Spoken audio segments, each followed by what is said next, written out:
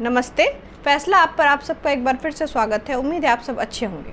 जैसा कि आप सब जानते हैं, मैंने आपको अपनी एक वीडियो में बताया था कि यूपी सरकार में और सरकारी शिक्षकों के बीच डिजिटल अटेंडेंस को लेकर तानातनी चल रही है और किन कारणों से कुछ हद तक टीचर्स एक तरह की लापरवाही बरतते हैं, जिस वजह से वो चाहते हैं कि डिजिटल अटेंडेंस की फैसिलिटी स्टार्ट ना हो, सरकार ये इम्प्लीमेंट ना करे और इस वजह से शायद वो इस चीज़ का विरोध कर रहे हैं। पर मैंने आपको ये भी बोला था कि मैं अपनी नेक्स्ट वीडियो में, अपनी जो भी वीडियो बनाऊंगी उसमें मैं सरकार के पक्ष और शिक्षकों के पक्ष, इन दोनों पक्षों को इवैल्यूएट करके आपके सामने अच्छे से रखूंगी, ताकि आप इस मुद्दे को ठीक तरीके से समझ पाए कि सरकार क्यों चाहती है कि डिजिटल हाजिरी लगाई जाए और शिक्षक क्यों चाहते हैं कि ये प्रक्रिया स्टार्ट ना हो, क्यों वो इसका विरोध कर रहे हैं। तो चलिए शुरुआत करते हैं पहले सरकार के पक्ष को जानकर।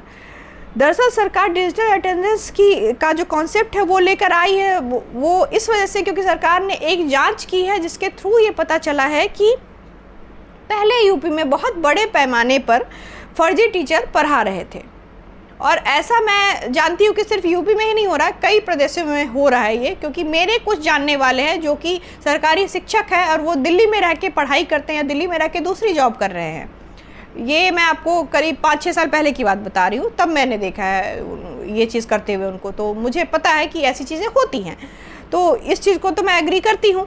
वहीं उस जांच में ये भी पता चला कि नौकरी पाने के लिए टीचर कई तरह की जालसाजी करते हैं, वो भी सही है, सरकार का ये पक्ष बिल्कुल वैलिड है। और ये भी पाया गया जांच में कि एक टीचर एक समय पर अलग अलग ज़िलों में कई स्कूलों में पढ़ा रहा है। तो देखिए कितना बड़ा फर्जीवाड़ा है। तो इस वजह से सरकार चाहती है कि डिजिटल अटेंडेंस की फैसिलिटी स्टार्ट हो। अब सरकार का ये मानना है कि अगर डिजिटल हाजिरी की फैसिलिटी स्टार्ट होगी, ये प्रक्रिया यूज़ में लाई जाएगी, तो फिर स्कूलों में जो ये जो गड़बड़ियाँ निकल के आई हैं, इस पे रोकथाम लगेगी, इस पे लगाम लगेगी।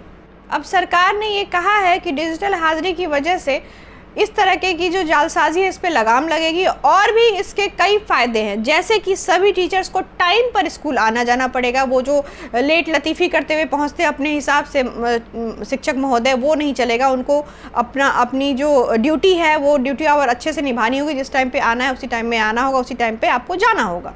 आप इस प्रक्रिया से पल्ला नहीं झाड़ सकते हैं। फिर है कि जिस टीचर को नौकरी मिली है, ये जो मैंने पहले वाले पॉइंट में बताया कि एक शिक्षक एक समय पर कई जिलों में कई स्कूलों में पढ़ा रहा है, वो नहीं होगा। जिस टीचर को नौकरी मिली है उसकी जगह वही शिक्षक पढ़ाएगा, कोई और उसकी जगह वो रोल नहीं प्ले कर सकता कि आपने अपनी जगह पे किसी और को भेज दिया, आप कहीं और जाके ड्यूटी बजा रहे हो, फिर किसी और जगह पे आप जॉब कर रहे हो, वहाँ कोई और आपके नाम से जॉब कर रहा है। ये चीज़ नहीं होगी। और जाहिर सी बात है कि जब इस तरीके की लापरवाही नहीं होगी तो आपने जो सब्स्टिट्यूट दिया है वो आप बिल्कुल लॉयल तरीके से, अपने जैसा अच्छा टीचर तो आप वहाँ रख के दोगे नहीं, आप किसी काम चलाओ इंसान को ही वहाँ रख दोगे अपने रोल को निभाने के लिए। तो ऐसे में क्या होता है कि बच्चों के फ्यूचर के साथ खिलवाड़ हो जाता है। तो जब डिजिटल हाजिरी की प्रक्रिया इम्प्लीमेंट होगी तो फिर ऐसे में बच्चों को बेहतर शिक्षा मिल सकेगी, क्योंकि जो टीचर हैं वही पढ़ाएंगे जिनका रिक्रूटमेंट हुआ है। और चूंकि टैबलेट के सामने टीचर को अपना चेहरा लाना होगा तब ही अटेंडेंस होगी, तो फर्जीवाड़े का तो इसमें कोई चांस ही नहीं है। आपकी फेस रीड होगी, आपका फेस मैच कराया जाएगा और तब फिर वो आपकी जो है अटेंडेंस लगेगी। तो इसकी वजह से किसी तरह का फर्जीवाड़ा तो होगा नहीं। तो चलिए, अब हमें ये तो पता चल गया कि किस वजह से गवर्नमेंट चाहती है कि ये प्रक्रिया इम्प्लीमेंट की जाए और इसके क्या क्या फ़ायदे हैं।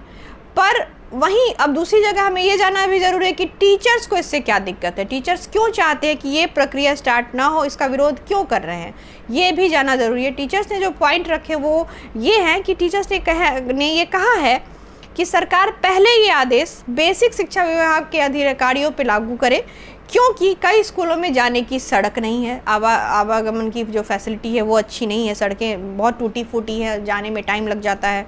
करीब 30% स्कूल में जाने की सड़क की हालत ठीक नहीं है, बहुत बदतर है। ऐसा मैंने पहले ही बताया आपको कि सड़कों की हालत टूटी फूटी है। और 60% स्कूलों में जाने के लिए तो कोई सरकारी ट्रांसपोर्ट है ही नहीं, ऐसा शिक्षकों का कहना है।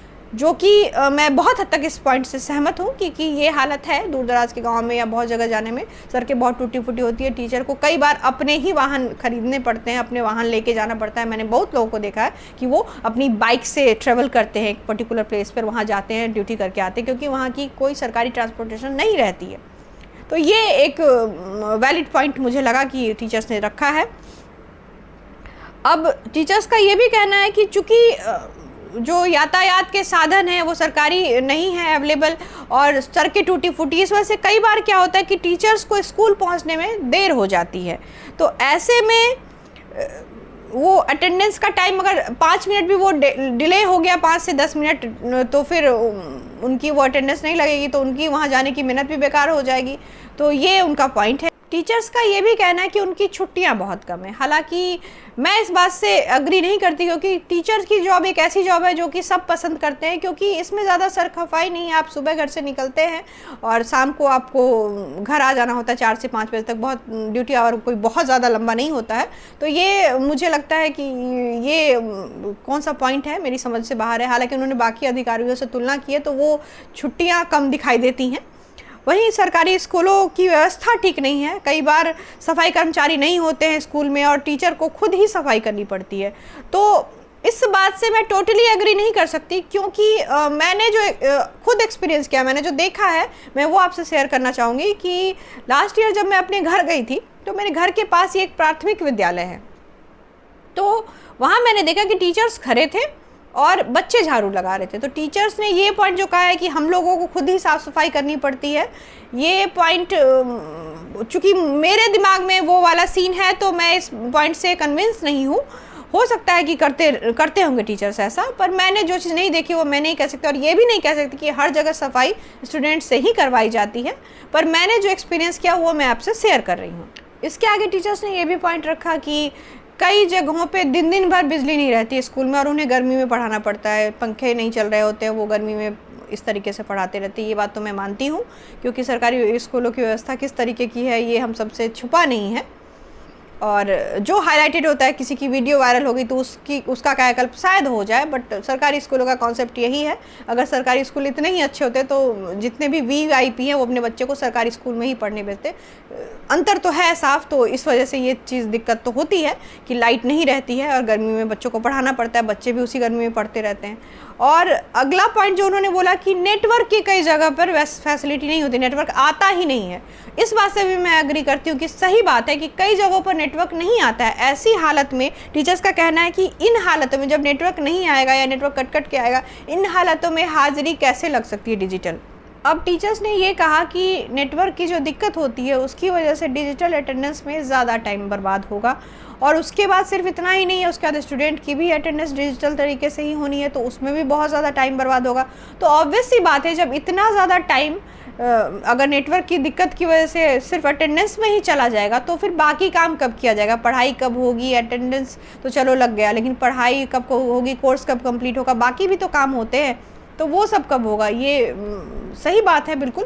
तो इस पर सरकार ने बोला है कि हम शिक्षकों के इन पॉइंट पे ध्यान रखेंगे और साथ ही साथ स्कूल में चल रही बाकी परियोजनाओं पर भी नज़र रखी जाएगी, उनको सुधारने की कोशिश की जाएगी। तो मुझे लगता है टीचर्स ने जो पॉइंट रखे हैं वो बहुत हद तक वैलिड है। तो इस वजह से सरकार इस चीज़ को गंभीरता से ले रही है और बीच का कुछ मार्ग निकालने की कोशिश कर रही है, जो कि करना भी चाहिए, क्योंकि शुरुआत कहीं ना कहीं से तो करनी ही होगी।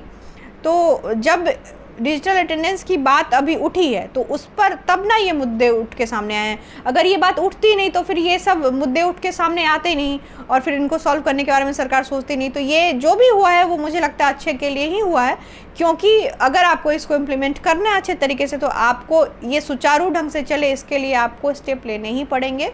तो ये बहुत जो भी हुआ है अच्छे के लिए हुआ मुझे लगता है। और जाहिर सी बात है कि यातायात के साधन के बारे में सरकार सोचेगी, सड़कों की मरम्मत के बारे में सोचेगी, स्कूल में जो फैसिलिटीज़ है उसको सुधारने के बारे में सरकार सोचेगी, जो कि बहुत ही अच्छी बात है। वो ग्रो करे स्कूल सरकारी, इससे ज़्यादा अच्छी बात और क्या हो सकती है। सरकार ने अब इस मुद्दे को गंभीरता से लिया है और फिलहाल इस पे अभी रोक लगा दी गई है। अब देखते हैं कि आगे क्या होता है और सरकार इसको किस तरीके से सुधार के एक नए रूप में सामने लाती है, क्योंकि डिजिटल अटेंडेंस की शुरुआत तो होगी ही होगी, ये तो सरकार ने क्लियर कर दिया है। पर इन मुद्दों पे भी चर्चा की जाएगी। इस प्रोजेक्ट को स्टार्ट करने से पहले सरकार ने ये बोला है, क्योंकि अब इन पॉइंट्स को उठाने के बाद इन पे ध्यान रखा गया है कि इसको कैसे सही किया जा सकता है और कैसे सुचारू ढंग से चलाया जा सकता है। आशा है इस वीडियो में दी गई जानकारी आपको अच्छी लगी होगी, आप इससे कन्विंस हुए होंगे और आपको अपने कई प्रश्नों का उत्तर इस वीडियो से मिल गया होगा। अगर आपको मेरी ये वीडियो अच्छी लगी है तो इसको लाइक कीजिए, ज़्यादा से ज़्यादा लोगों तक पहुंचाइए, यानी कि शेयर कीजिए। और हाँ, अगर आपने अभी तक मेरे चैनल को सब्सक्राइब नहीं किया है तो प्लीज़ मेरे चैनल को सब्सक्राइब कर लीजिए। और हाँ, बेल आइकन प्रेस करना मत भूलिए, ताकि आपको मेरी आने वाली वीडियोज़ का फ्यूचर में पता चलता रहे। तब तक के लिए अपना और अपने अपनों का ज़्यादा से ज़्यादा ख्याल रखिए। जय हिंद, वंदे मातरम, जय श्री राम।